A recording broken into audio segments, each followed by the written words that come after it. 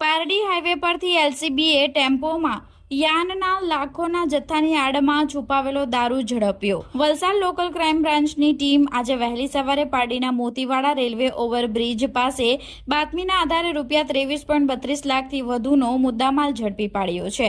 સુરત તરફ જઈ રહેલા એક કિંમતી યાન ભરેલા ટેમ્પોમાં ખૂબ જ ચાલાકીપૂર્વક છુપાવેલો વિદેશી દારૂનો જથ્થો પોલીસે બાતમીના આધારે પકડી પાડ્યો છે।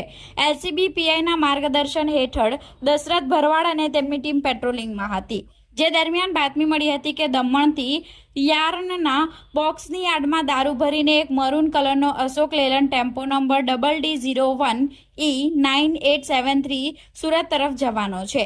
પોલીસે મોતીવાડા ઓવરબ્રિજ પાસે જાળ બિછાવીને ટેમ્પોને અટકાવ્યો હતો। જોકે પ્રાથમિક તપાસમાં ચાલકે યાર્નના બિલ્ટી કાગળો બતાવી પોલીસને ગેરમાર્ગે દોરવાનો પ્રયાસ કર્યો હતો, પરંતુ ઝીણવટભરી તપાસ કરતા યાનના 161 બોક્સ અને 75 બેગની નીચે છુપાવેલ વિદેશી દારૂની કુલ 1176 નંગ બોટલ, જેની કિંમત 2,55,216 મળી આવ્યો હતો।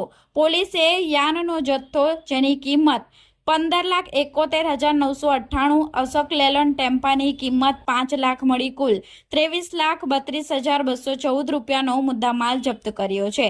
પકડાયેલા આરોપી અમિત કુમાર ગુપ્તા રહે બિલાડે કબૂલાત કરી હતી કે તેને મંજુબેન નામની મહિલાએ દમણથી દારૂ ભરાવી આપ્યો હતો અને એક ટ્રીપના ₹10,000 આપવાનું નક્કી કર્યું હતું।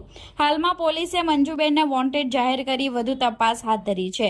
પારડી પોલીસે પ્રોહિબિશન એક્ટની વિવિધ કલમો હેઠળ ગુનો નોંધી કાયદેસરની કાર્યવાહી તેજ કરી છે।